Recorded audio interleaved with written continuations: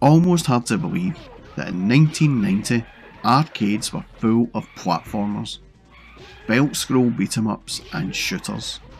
But by 1994, almost all of those genres had been replaced by versus fighters, thanks in part to the success of Capcom's Street Fighter 2. Every software house was wanting to get in on the act. Rare had mostly dabbled in platform games, but did also dip their toes into the beat-em-up genre, with games like Battletoads and a Battletoads and Double Dragon crossover. But I think Killer Instinct was their first venture into the versus fighting market, and if there is one thing that Rare were really good at, it was creating a first impression. Killer Instinct featured more detailed graphics and more diverse characters than any other game of its genre, as well as some gameplay elements unique to fighting games of the time. Instead of fighting enemies in best of 3 round bouts, each player has 2 life bars. The player that depletes the other player's life bars wins the match. The game also introduced auto doubles, a feature which allows players to press a certain sequence of buttons to make characters automatically perform combos on opponents. Also featured in the game are combo breakers, special defensive moves that can interrupt combos. Killer Instinct plays like many other fighting games, in which the player controls a character to beat an opponent in a one-on-one encounter. The game borrows the attack set of Street Fighter and is also inspired by the finishing moves from Mortal Kombat. There are just so many standout features in this game. The striking visuals were the kind that you would normally see in animated intros of the time. They looked 100% CGI drawn. The game uses pre-rendered sprites and backgrounds created with Silicon Graphics computers, and the fighting took place on a 2D plane against a 3D background. The backgrounds are stored as a movie, which adjusts frames based on the player's movements, and this game was dubbed as a 2.5D fighter, or 2.5D fighter. The really loud and impressive soundtracks would almost drown out all other arcade games nearby, and the combos performed by players was next level and made the combos found in Street Fighter 2 seem almost pedestrian. And behind the exterior there was the hardware. Killer Instinct is the first arcade game to use an internal hard disk drive in addition to the game's ROMs. This allows it to store massive amounts of data, thereby giving it the ability to have more detailed graphics than any other games of this genre. Killer Instinct's processor is clocked at 100 MHz, which was crazy fast for the time.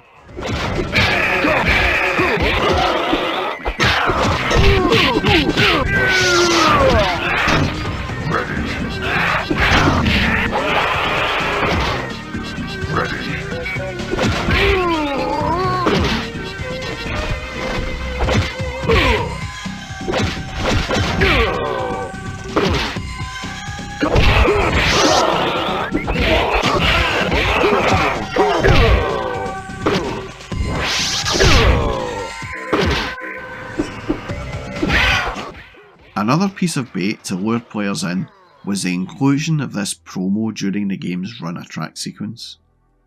Nintendo were working on a new console, which was going to be called the Ultra 64, and the hardware in this game was rumoured to be based on the same upcoming tech that the mighty Nintendo were going to have in their new console.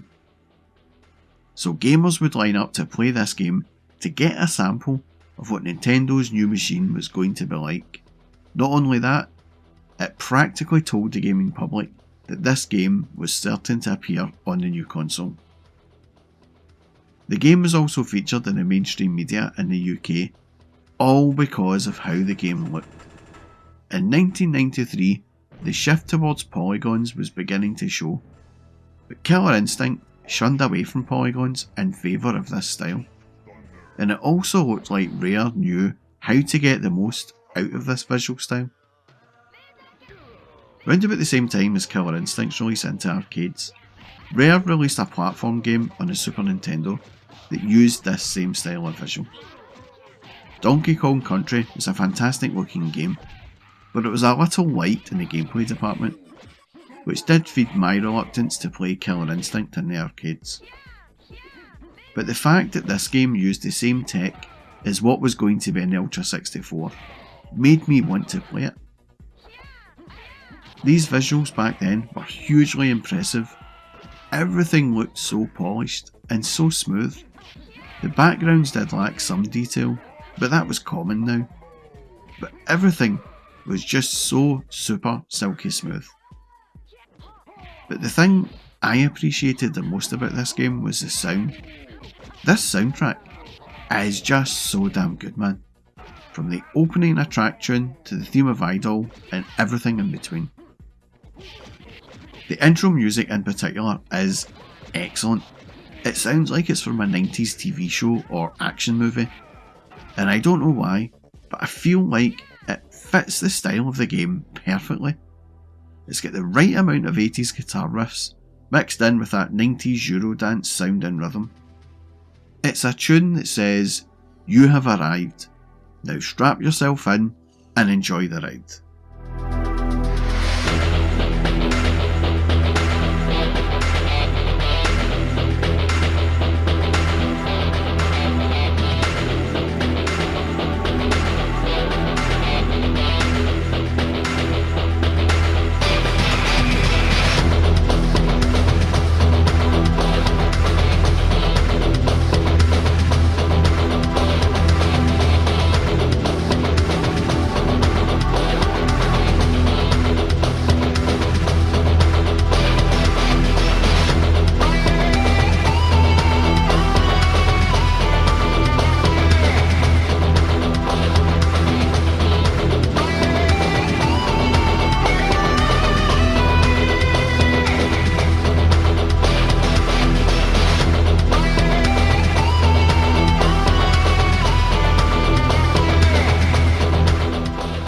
The sound effects are brilliant as well.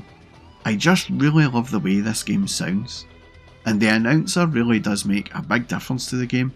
He sounds so enthusiastic, especially when he announces the Ultra Combo. This kind of commentary was a staple of Mortal Kombat games, but in Killer Instinct, it sounds like the announcer is really into the action, and it's just awesome and adds so much to the atmosphere. And it's just as well that the atmosphere of the game is great, because the playability of the game lets it down somewhat. The main reason to play Killer Instinct, other than sampling Ultra 64 technology, was to get the combos down right. When watching good players on this in the arcade, they made it look so easy. In reality, it's a lot tougher to pull off than it should be, but when you do, it's quite rewarding. And at that point, that's when you get combo fever, and everything resorts to this quest to perform huge combos. I had heard tales of 99 hit combos and the such like, but I haven't seen any done at the time I was playing this in the arcades. But then, I didn't play it all that often, as I found it was a game that was great for a few goes, but did not have long lasting appeal. The game was going to be a hit in the arcades and at home on the Ultra 64, but things did not exactly go to plan. Nintendo delayed the release of the Ultra 64, which was by that time now called the Nintendo 64. So to keep the fans happy, Rare set about porting it over to the Super NES, which was a massive mistake in my opinion.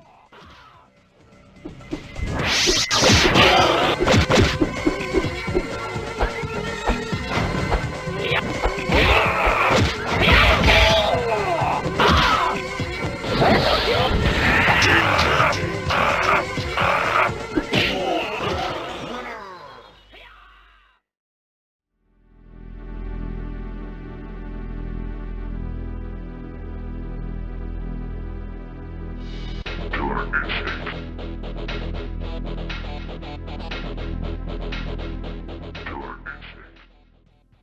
When an arcade game has some out of this world visuals, an amazing soundtrack, and the promise of what was to come for the Ultra 64, then why would you port a game over to a system that was clearly going to struggle with it? The 2.5D environment was gone. The great visuals were gone. The amazing soundtrack was butchered. But the great announcer speech was still there. And surprisingly, so was the playability. This port of Killer Instinct on the Super NES proved that gameplay is always king when it comes to video games. The fancy graphics were stripped away, and so was the sound, but what was left was a game that played almost the same as the arcade, but again, only for a few minutes. This port is a valiant effort, and the game scored fairly positively in magazines. It managed to capture the feel of the arcade, if not the looks and sound of it. But the Super NES was now drowning in versus fighters, and the playability of this game could not compare with Street Fighter 2, in the home or in the arcades. And for me, being a massive Street Fighter guy, I just couldn't get into the game all that much. I had better fighters to play by the time this got released on the SNES, and I just ignored it. I did get the chance to play it though, as a mate had it, and honestly, I am on the fence with it. The fact it plays close to the arcade is a massive bonus, but then the arcade game was not that addictive. It was fun for a few goes, and that translated to the home port as well. I just am really struggling to form an opinion on the game. It's almost like it's a bit vanilla. I don't hate it, but I don't love it either. It's just a game, one of many that I played from my carefree days. What I can say is that I haven't returned to the game all that much since about 1997, when I got Killer Instinct Gold for the N64. And that will be a video for another time. The game was considered pretty successful. It sold about 17,000 units, which seems like a lot, but Sega shifted about 40,000 Virtua Fighter units, and Capcom shifted literally hundreds of thousands of Street Fighter cabinets. So in the grand scheme of things, it done alright. It's not brilliant, but you cannot argue with the numbers. You just can't. Anyway, that was my look back at Killer Instinct. If you liked this video, then please do give me a sub and a thumbs up, or maybe even a comment or two below about your memories of Killer Instinct on any format. And a massive thank you to all those who have subscribed and commented on my channel. Your feedback and support really does go a long way in helping the channel grow, and I do appreciate all of your contributions. So it's a massive thank you from me. And that's all from me, folks. Thanks for watching. Ready.